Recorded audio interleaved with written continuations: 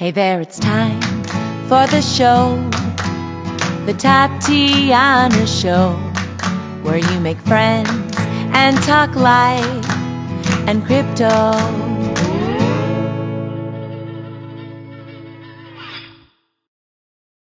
What's the point of all this technology without a little love in our lives? Our hosts, Tatiana Moroz, Dr. Stephanie Murphy, and Lauren Kasovitz, have come together to bring you Proof of Love. Go to proofoflovecast.com.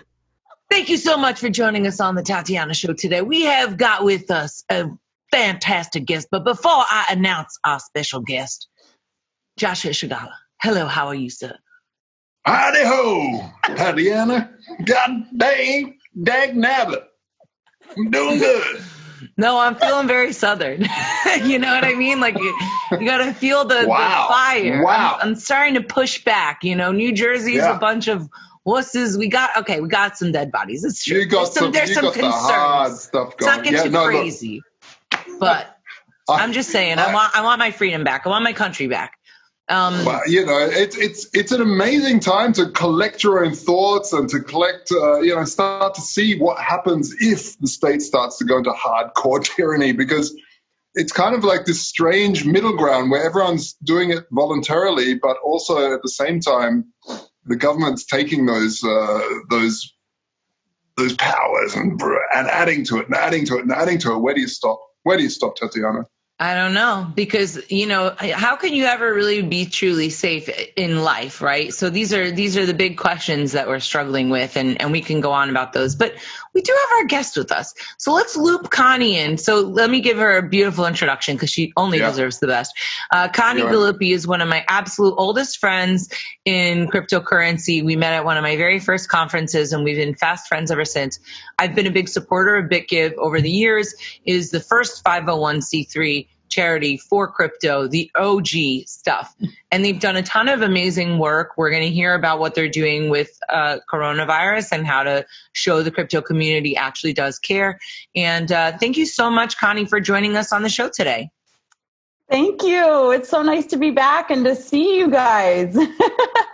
Yeah, absolutely. Try to bring out my Southern y'all because I went to college in Virginia, but it's been like 20 years. So I don't know. Well, that's okay. So tell us, you're out in Truckee, right? You're out in the sticks. You're in Tahoe, beautiful, gorgeous Tahoe. What's going on out there? How's the vibe? Are people as concerned? Because I would think that would be an area where they could maybe like lay off a little bit, you know? Well, unfortunately, no, because it's actually a hot spot. I think it's starting to improve, but a few weeks ago Truckee? Tahoe? Yeah, because there's so much influence from the Bay Area mostly. I mean, people come from Southern California and other places, but there's a lot of people that come up from the Bay Area here. They have second homes or vacationing, and we don't have a very big population here. So if we start getting more and more cases based on the population base, we a few weeks ago, they said we're at 9 times the normal rate based on our population. Wow. That is quite a lot. And then we're in, a very rural area. So the hospital is small. There's like 24 beds or something. So there's no infrastructure for Bay Area level coronavirus. So it's been interesting, but I think it is starting to get better finally. So we'll see. Well, that's exciting. So I'm glad that you're staying safe. And I don't know. I mean, seems like everybody's going to make it through, which is good. But there are some needs that are arising. So what exactly is BitGive doing with coronavirus relief? Yeah, so we just launched a new emergency relief fund on Monday this week. And it's the first time that BitGive has done an official fund of our own. And essentially what we did was we set up the fund for 3 beneficiaries. So they're going to receive the funds once we are done fundraising. And the 3 are Direct Relief, which probably a lot of people have heard of. They've been around for about 60 years, I think, and they're international, and they're very focused on emergencies and relief aid. For COVID, they're very, very focused on PPE for medical workers. We're also working with Give Directly, which I think a lot of people have also heard of. They are a direct cash transfer organization, and they started out in Kenya, and they really were doing an amazing job. And now they've expanded out to, I think, 8 different countries in Africa and also in the US for COVID. And the third is One Fair Wage, and they're focused on supporting hourly wage workers and tip-based workers who are very, like, the most hit right now by what's happening, because even with the government programs that might have availability for unemployment or loans, a lot of times they're not eligible for things like that because they can't show their income. Yeah, that was me for many years of my life. So I can certainly appreciate that. I thought that the people who are waitresses and stuff are getting the $600 a week unemployment, even though they are normally not necessarily able to get that. Is that true, or do you not know? Some of them might be. I don't know. But I think, there's so many people that applied for unemployment that they're not able to give to everybody, or they're stuck in the system. So it might be that some are getting it and some aren't. Okay, so how are people contributing to this? Like, okay, they say, okay, this seems reasonable. I don't want my waitress to, not be able to come back to work at some point. Everybody needs a little bit of help. I like the direct giving idea from the second one, but how is BitGive actually going to encourage the crypto community to get involved? Well, we're trying to do that now. We, on Monday when we announced, we put out a press release. We have very significant support from RSK and IOV Labs down in Argentina. Awesome. They already did a $10,000 contribution, which we were so excited for. Yeah, so awesome. Wow. Yeah. Those guys are really great. I really like the RSK guys. Yeah. And it was like, of course, it wasn't a struggle at all. They were like, gosh, yeah, like, we really want to help. This is great. This is so aligned with they're very focused on social impact. So for them, it was like, yes, of course, we're in. So I was like, this is great. So yeah, and then we've been pushing it out to the community. We have some of their corporate partners. So RSK is also pushing it out quite a bit throughout their channels. BitPay has been pushing it out as well. Uphold is now pushing it out because we have an integration with them on our platform. Mm. And we're also doing a lot of social media. So if you get on social media and you can retweet and share our stuff and get the word out even more. And we have a blog as well. So we're just kind of pushing it and our newsletter too. So in every direction, we're talking about this. Well, let us know. We'll definitely push it out at Voltoro as well. I think it's super important. And all of your charities are great, Connie. Yeah, every time we go onto the website, I'm always, really happy to see what sort of projects you guys choose, because there's a lot of people that need help in the world constantly. And it's just I would find that really hard to go, which one do we support? How do you guys choose usually? How do you go about choosing? It's tough because we have a lot of NGOs coming to us as well. But we generally try to work with organizations that we can vet. Of course, that's like a standard. We have to be able to vet them. And in some cases, that's really hard to do. It takes a while. In this case, all 3 of them are nonprofits in the U.S. So it's easy for us to vet them. We know the systems in the U.S. And then from there, we're really looking at their missions, how much work they've done, how much impact they have. We try to work with the best brands and organizations out there because why not, right? I mean, so we want to support the organizations that are doing really good work and having a real impact.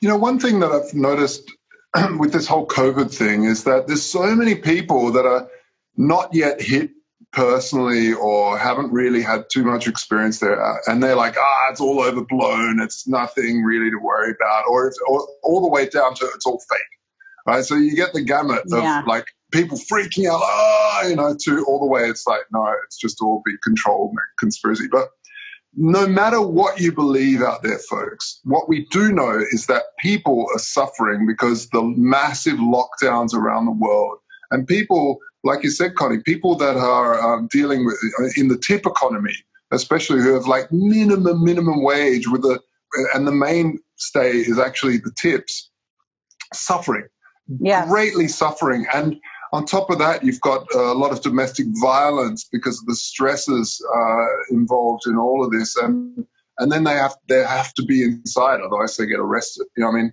It's insane. The whole world's gone mad. So whether you believe in this or not, it doesn't matter. What matters is that really reach for your empathy and realize that people are struggling. If you do have a little bit of extra change and you're quite comfortable, BitGive is a great way of donating because you get to track where your money goes. Right? Is that right, Connie? Yes, it is. Yeah. That's one of the unique things about the platform is that it's built on the Bitcoin network and the blockchain. So you can watch how your funds flow into the wallet for the charity. So they got it, which in a lot of cases and other ways of donating these days, you would never even know if they actually got your money.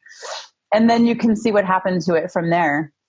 But you're right. I mean, I think a lot of people are understanding sort of that middle ground that why this is happening is a question and how this happened is a question. But the fact that people are suffering and are put in danger, like our medical workers, is very real.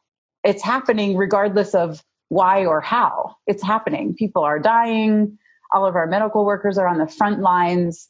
I mean, it's very real. And our global economies are shut down across the entire planet.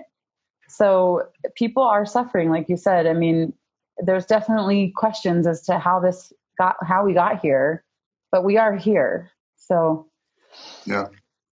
Right. Well, there's also the people that are suffering on the medical field that are actually getting put out of work because there's just nobody using their hospitals. So, on the one hand, I'm of course concerned about the people on the front lines, but isn't that kind of the job? I mean, you're supposed to work with sick people, right? Like that's like, yes, we're grateful. But I think that sometimes by only singling out those people and saying, oh, they're so wonderful. And the people from COVID are suffering. I get a little bit concerned about the other people that just can't even go to work, even medical professionals, people that can't get a heart attack surgery or something, you know what I mean? These other kinds of medical problems. So it becomes really quite challenging. What I was wondering was earlier on, you had said that you had decided to work with U.S. charities, but I know that you guys have done a lot of stuff internationally. Do you find that certain countries make it harder to do that kind of charitable partnership work? Do you ever run into that where like one country's a little bit more friendly to outside influence, whereas another isn't? And how does that usually pan out? Yeah, it's definitely very different. So the easiest way for us to work even internationally is through U.S. organizations. So like Direct Relief is a U.S. organization, but works internationally. And same with Give Directly. They work in Kenya and across Africa, but they're U.S. based. But when we work with organizations that are actually founded and established in other countries, it's definitely much harder for us to vet them. I mean, it depends. Like if it's Europe, usually it's a little bit easier to find a way to vet them and approve them. But some cases it's very difficult. Like we've had some come in from, countries like Venezuela, where maybe there was a government website where you could go and verify that a nonprofit was registered with the government and whether they were in compliance or not.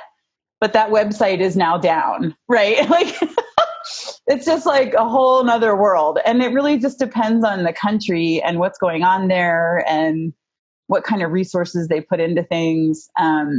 It's, like countries in Africa, developing economies, like they have completely different systems. Sometimes they don't even have registrations. I mean, it's wild. But we have to do it because all those loopholes and all those gray areas allow for a lot of scams and frauds. And we have to be really on top of that, because if we approve an organization to fundraise on our platform and then we encourage our audience and our donor base to give them money and it turns out to be a fraud, that's a big problem. Absolutely. So we're very, very serious about that for us and for our donors. Right. So tell us a little bit about what's going on with GiveTrack. Like, how has that been progressing? Because that's been something that's been a passion project, and it's one of the first projects of its kind in the space. So I know that those things kind of get a little bit delayed along the way, like with new technology. But I am curious, how's it going with GiveTrack? Because I think you were working with the RSK guys on that, right? Yes, we are. We're still working with RSK. We're building on top of their technology, and it's going great, actually. We, in the early years, things went really quickly. Like our MVP, well, that was a little slower than I would have liked. But we built the MVP, and then within a year, we had the 1.0 published or in production. And that was really fast. We are paying some prices for that now because we were in a hurry, and we're fixing a lot of things, to be honest. So, but we're also improving a lot of things. And, we're actually right now almost done with a new feature we're going to roll out. Probably when we're done with the COVID campaign, we'll be rolling out a really big new feature on the platform. So we've been really focused on that for a while. As well as fixing a lot of the bugs and stuff after rushing to production initially. And we're, just focusing a lot on our NGO partners. So we have a whole bunch of projects that are right now in implementation stage. So we're helping them figure out how they can spend their Bitcoin for their projects, if they need to convert it, where to go to do that. We do a lot of education with the NGOs on how to use Bitcoin and how to use their wallets. We have them using multi-signature wallets, so that can be a little tricky for them. But it's, the best security. So, and then there's a robust reporting mechanism on GiveTrack too. So there's lots of reports coming out on all those projects that are now being implemented. So we have a lot going on. We're staying very busy for sure. Yeah, it's fantastic stuff. One of the philosophies behind Bitcoin is a lot of sort of anarchist, anarcho-capitalist philosophies of get the government out of my way, get them out of my way. And the thing is, the main way that governments pull in power is to say that they are needed for the unfortunate people that can't do stuff, and to make the markets fair and to stop crime and this sort of stuff. And so one of those pillars is to make sure that the unfortunate few don't go starving and stuff like that. And this is where, if you are in this space because of a philosophical belief, then BitGive is one of those pillars that really need to be supported. If you believe that we need to have less government, then you should, and we don't need to be taxed, then you should voluntarily think about the excess that you do have and make it a monthly thing or a yearly thing that you do think, okay, well, this year's been good, or this month or this quarter's been good. And I allocate, 5%, 10%, 2%, 50%, whatever it is, to a charity, because we don't need the government in charities, and let's live by that, and not just sort of talk and scream at people on Reddit, about this amazing philosophy of less government. It's really important. Awesome. You're right. I 100% agree. It's, one of the things I should say more often publicly, but that I've worked with nonprofits my whole career, and it's really evident to me that they're doing some of the most important work, that if they weren't doing it, can you imagine what would be happening? Because we might say the government's supposed to do these things, but in most cases they don't. There's corruption, all the money goes to other things. They're not really taking care of people. And then what would happen to all this stuff if we didn't have really passionate people who are super dedicated to these different missions and willing to dedicate their lives to trying to help? Otherwise, it would be so much worse. So yeah, it's really important, I think. And I appreciate you encouraging the support for us and our work. it's really absolutely, Connie. I mean, one of the things I'd like to step back a bit because, and I know you've explained it before on the show, but we always have new listeners, and I think it's one of the most interesting part of BitGive is GiveTrack, which is this way of tracking what you're giving. And I'd love to just walk through a process of someone sitting down and thinking, right, and looking through the charities that you guys have up and the projects you guys do support. And how does that process work of tracking, or how will it work in the future? Sure. Yeah, I'd love to explain that. So it's essentially built to do exactly what you said, but it's really built for the future because like the technology is so innovative. It lets us track from beginning to end, and the world hasn't caught up to that. So it's available and could happen. But essentially what happens right now is when you come to the platform, you make a donation. You can make a donation in Bitcoin or through Uphold in many different fiat and cryptocurrencies. We have a direct integration with them. And we have now a third option, which is PayPal, which I'll talk about separately because it's done differently. But once you make a donation, the platform is tracking that. Even if it goes through Uphold, what Uphold does is convert it into Bitcoin. So we always have a Bitcoin network transaction ID that we can follow for each donation. So you can see it going into the charity's wallet.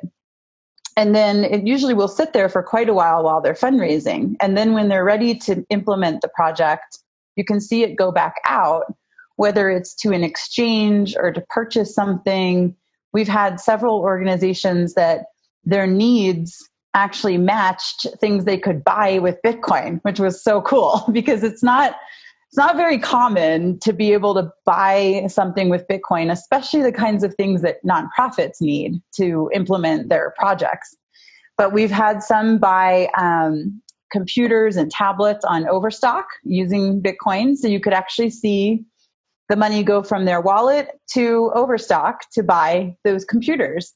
And we've also had an NGO use it to purchase AWS services for their Asian projects in India. And you can see that they've used Bitcoin to buy, I think it was an Amazon gift card. And then the Amazon gift card is used to buy AWS services. So when you're able to do that all the way to the end, it's awesome.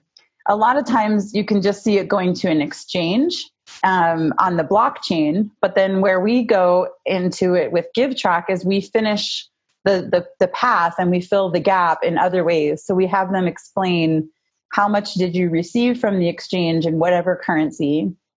Then we have USD as our standard currency so that we can show something standardized across the platform.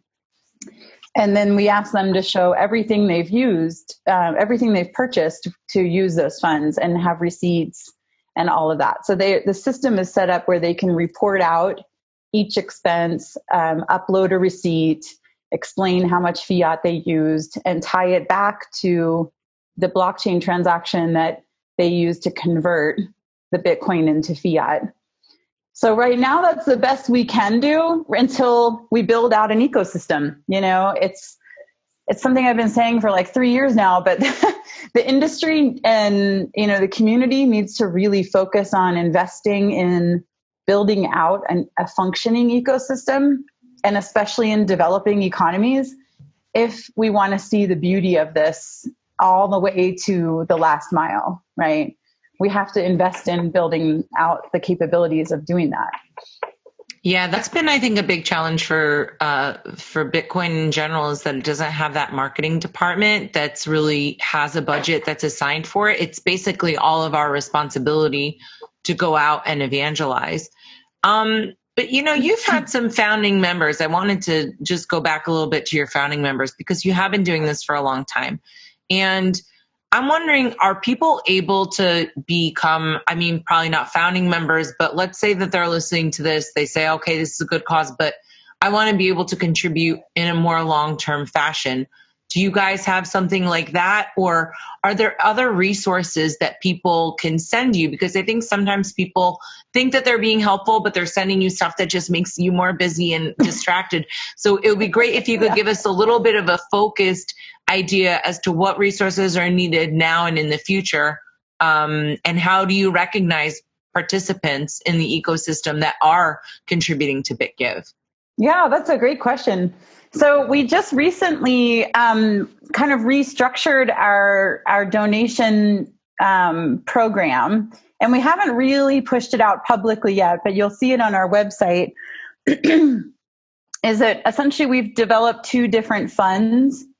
One is the growth fund, and it's about supporting BitGive and the entity itself so that we can sustain ourselves and our team and grow the team. And then we have an innovators fund, which is specific to helping us build out GiveTrack more, helping us have more technical developers, helping us do more interesting things with GiveTrack and other projects like GiveTrack in the future. So those are our new sort of funding pots that you can help support us in a more sustainable way. And then separately from that, yes, we definitely love more in-kind, what they call essentially in-kind donations. And we can also provide, it depends on the person or company and what it is they're providing, but oftentimes we can provide a tax receipt for something that's in-kind because you can put a value on that. And so things like that would really be helpful for us right now. We're looking for our own developers. So we definitely could use more. I know everyone in the industry needs more blockchain developers, and it's hard for us as a nonprofit to compete with industry, companies that have Series A rounds of money to try to recruit, and they're still having trouble. It's very hard for us to compete in that to get developers. But if there's people out there who want to donate their time or intern or volunteer or work for us, but at a nonprofit rate, we're definitely in need of that. And then another thing that's really helpful is like what we're doing with the COVID campaign. RSK has really put in a lot of their marketing and PR team on this. We've really partnered with them equally on pushing out to press, pushing out on social media, things like that. And BitPay as well. BitPay is putting, their CMO is on this and promoting it and talking about it. And it's like, yes, it costs them because they're putting their people on it, but they're also getting something from it too, because they get to be a part of it, right? So something like that is great as well. We also like... Well, wait, I have a follow-up question. Does it have to be, first of all, holla at the RSK team and the BitPay team. Awesome people. Yeah. But, oh shoot, now I forgot what was my question now. Dang it. And now we're on video. We can't cut it out. Anyway, continue. It'll come to me. Well, I was just going to say other things we're looking for. Oh, now I remember. Sorry. Oh, okay. Go for it. Okay. What if Dash wants to work with you guys? Or what if Ethereum? They're not Bitcoin. Are they allowed to play in the BitGive, garden? Yeah, of course. Yeah. I mean, we basically with Uphold, on GiveTrack at least, have an integration so that people can donate Ethereum, they can donate Dash. Pretty sure Dash is on Uphold. Uphold has like 30 different cryptocurrencies and 20 fiat currencies or something like that. So that's an easy way. And other ways too. I mean, it oftentimes when we talk with groups like that, though, they have sort of their own interest in mind. So sometimes we can't align, but we're open to it. It's just, we're not going to go build another GiveTrack on a different blockchain. We have our product. We've invested a lot in it. We want to use what we have. So sometimes it can be, and there's a lot of coins that aren't on exchanges. So then it's like, well, what do we do with that? I don't know what to do with that random coin. So, but yeah, I mean, we're not just Bitcoin only. We have, we're definitely open to different partners and what's going on out there. So Josh has his cute little daughter in the Oh background. yeah, how old is she now? The most beautiful little girl. I hope my niece doesn't hear this because this little girl is unreal. She's so cute. She looks like she belongs in a little ad for cutest baby in the world. She's so sweet. She is super Really, really cute. She's Sorry to 7 go months out and, now. yeah. 7 months old, and she was born on the September 11th. So it's like this. Yeah, I always knew. Yeah, crazy date in my life somehow. First off with all that stuff, and then, but yeah, it's the home office thing. We have to deal with babies and all sorts of stuff happening in the background of these shows. But yeah, I really love that BitPay is pulling full swing behind you guys, and also Uphold and other companies. And I've got to say as well, this is really what you're pointing out about the coins is really that's a problem, because you're like, you really want to do something with the coin, and they're like, ooh, but you got to do, your gold back token on our blockchain. I'm like, I'm already working on it. Not going to change blockchain. Sorry. It's a tricky one, because they all have these things. At the end of the day, come on, where we need to, live up to our spirit and give. Yeah, exactly. And, I think a lot of times we can work with them if they're on an exchange. That makes it a lot easier. The ones that aren't on an exchange, I'm like, I don't know what to do. I can't, what am I going to do with your coins? I don't know. I mean, I appreciate it so much, but it's like, what can we do with it? So, yeah. We're definitely at the beginning of this whole thing. I think we're almost ready to wrap, but I wanted to say, have you noticed a difference between other charities talking to you about crypto now versus before? How has that evolved? Or do you think that people are still in the slow lane? It's changing a little, I have to say. I think, a few years ago when the price went up and the industry kind of exploded, and then it settled back down again a bit, but it became much more common knowledge, more mainstream, more people heard of it. And it kind of lost, thankfully, a lot of the negative connotations that early industry times had. And so I think we're kind of past that. I mean, there's still questions about the fluctuating price and a lot of questions about logistics, like accounting and tax stuff and things like that. But those questions can be answered. I think it used to be more of a concern about sort of the public perception. And now that things have kind of gone through that industry growth, expansion, it's been, there's a lot of mainstream institutions that are now involved as well. So it brings a little more credibility across the board. And that's helped a lot. I really can stand behind that. I mean, I've seen the shift, especially in the continent of Africa, of people not wanting to hodl their government's shit coin. Like, because they're really such a mess. A lot of these countries are in a total mess. And why would you hold that when you get paid in Bitcoin? And, a lot of these people are not starting physical businesses anymore, because these physical businesses can get taken by some random government that comes up and is corrupt as hell. So if they start an app or program something, they're just starting a business, and the first thing they do is they also accept crypto, because why would you want to hodl anything else? And if you're going to get paid, you're going to get paid in some random currency that's from some other African country or from Europe. What are you going to do with that? Yeah. Hey, I don't know, hold Bitcoin. It's starting to shift a lot. Yes, it is. I think there's a lot more awareness, and I think I hate to jinx us, but less scams. I'll knock on wood. That helps a lot as well. And, like this campaign we're doing, I was really shocked how fast it came together. And I think it is because it's COVID, which is affecting everyone.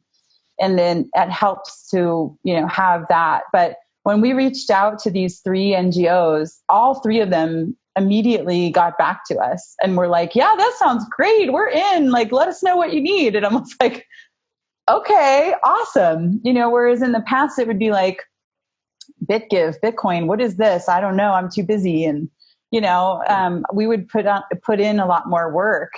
And in this case, Connie, this is a typical thing of being ahead of your time. All of us are people that are way ahead of our time in terms of our interest in a technology which was so esoteric to most people. Yeah. So sort of vapory. What is that thing? And the companies that are legit and could go through the hard times and have survived until now, we'll see really working, whether they're NGOs like yourselves or nonprofits, I should say, or if they're companies like ours. It's once you get through the woods of that early adopter phase, which is very hard to deal with. And, that's the old startup thing. A lot of VCs will be like, oh, you're too early. You're too early. And if you talk to a lot of entrepreneurs, they always see the future way before the future is there. And so they have to struggle for so long before the reality catches up. And I really see the reality now catching up. People are starting to understand what Bitcoin is, why it's valuable, why it's interesting, and your charity is so important in this whole ecosystem. Yeah.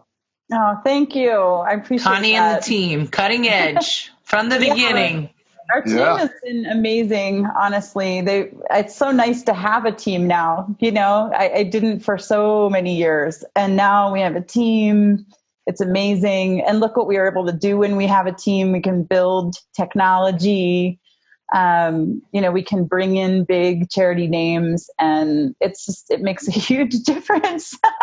And, I'll say too that part of doing a campaign like this, it makes it a little bit easier that we're running it and we just reached out and told them, hey, we're going to give you money. And they're like, great.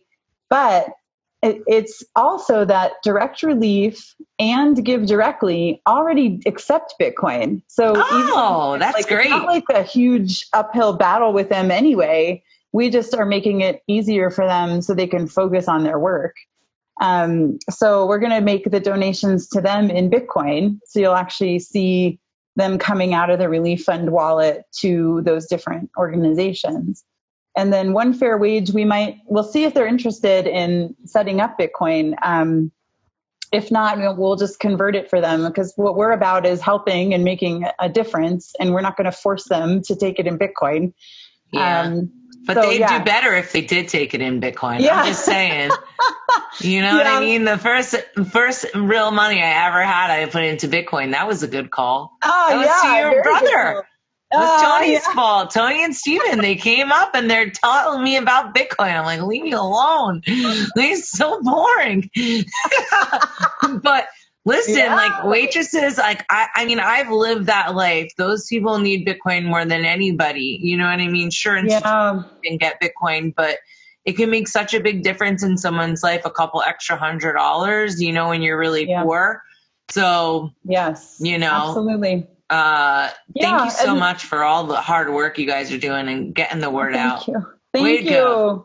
Yeah. Thank you. It's been a lot of work, a heavy lift, but the team has all put their energy into this, and their dues, they're paid. They got to get something back. I know we need to give them all a vacation, but it's like, where's anyone going to go right now? Well, crypto cares. We could do the fall edition. Oh yeah. I know. Are you gonna do that? We're going to do it. I mean, when the world stops ending, why not? Right. I mean, I'm sure that they'll still need relief, and if not, we'll just be hanging out. I mean, the world always needs relief. Yes. I heard a really great story just to bookend this. The other day of during the potato famine and the Irish potato famine. This was 100 years ago or something more. There was an American Indian tribe who heard about this and was sending food down to Ireland. Wow. And now the Irish remembered that because they taught about this all in school, and they heard about the crisis, the COVID crisis happening in that tribe. And there's huge amount of giving going back to that tribe to say thank you for like 200 years ago or whatever it was, the potato famine. Oh, wow. That's so cool. I love that. I just got chills all the way down my spine. That is awesome. Yeah. Oh my God, I love that so much. Yeah. Wow. Well, everybody, this has been an awesome show, something not miserable. We're talking about positive things during quarantine. And honestly, I'll say this. I actually think that this is a great time for people who can afford to awaken. And that could be very positive. I mean, it looks a little bit bleak. I'm not going to lie. You know, the Big Brother thing is making me a little nervous, but there's also other people that are going to be thinking a little bit outside the box, and maybe that's what we need. So everybody listening, please support BitGive and go to givetrack.org as well. Find out what they're doing over there. Connie, you want to give us some plugs before we sign off? Well, I think you just did, but right. if you go to GiveTrack, that's where the COVID campaign is. So you can check it out there, and definitely check us out on social media. We're all over that right now. Lots of social media. I have an idea for your social media. You know what would be cool? You know how they have those little videos, you know, on Twitter or whatever. They're like 60 seconds or something. Maybe you can do one of somebody making a donation and watching it go through the system in fast time. Right? That's a good idea. Because then they could see it, right? You know what I'm saying? Like you see yourself click the button or whatever. So that one's free. That's my donation. Network part. It's like what? You make the donation, and then the blockchain network takes like however long. So you're like waiting around for a while, and then you eventually get like, yes, we got your confirmation. Right. So just fast forward that little sucker. Yeah, exactly. It's fine. Awesome. I love how you're, really making it real for people, the power of this currency. Thank you so much, Connie, for joining us.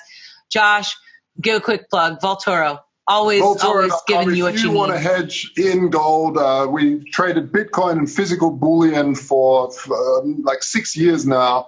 It's a full order book exchange. We also have Dash there, and we're going to bring on a bunch of other little things. And so it's really, really going off at the moment, of course, because people are scared as hell about the economy. And follow me at J Shigala. That's JSCIGALA. On Twitter. Awesome. Okay, everybody, check out cryptomediahub.com for all your marketing and PR needs. And check out my other show, proofoflovecast.com. Proof of Love is a show about relationships. Kind of talks about crypto people, but really we're just talking about sex and need an excuse. So you can, change it up. You don't have to listen to COVID, crying all day. You could listen to people just, making some jokes. We play tarot. We do so much silly stuff over there. So it's a nice way to kind of loosen it up. And thanks everybody for listening. You're listening to us on the Let's Talk Bitcoin Network. Check out thetatianashow.com, proofoflovecast.com. Thank you. We'll see you next time. Bye.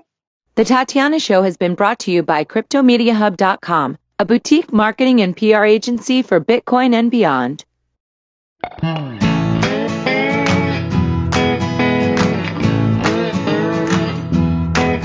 there, it's time for the show, the Tatiana Show, where you make friends and talk life and crypto.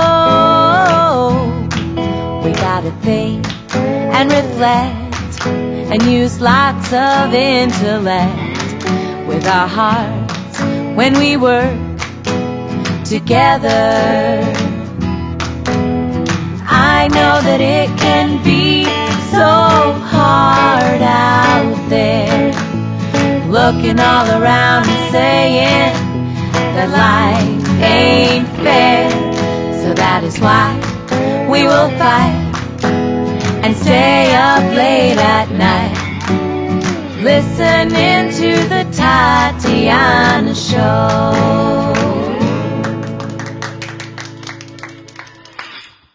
Thank you for listening to the Tatiana Show. Please follow us on Twitter at Queen Tatiana or on Facebook and Instagram at Tatiana Moroz Music. More episodes can be found at thetatianashow.com, and make sure you leave a review on iTunes and tell your friends. You are listening to The Tatiana Show. This show may contain adult content, language, and humor and is intended for mature audiences. If that's not you, please stop listening. Nothing you hear on The Tatiana Show is intended as financial advice, legal advice, or really anything other than entertainment. Take everything you hear with a grain of salt. Oh, and if you're listening to us on an affiliate network, the ideas and views expressed on this show are not necessarily those of the network that you're listening on or of any sponsors or any affiliate products you may hear about on this show.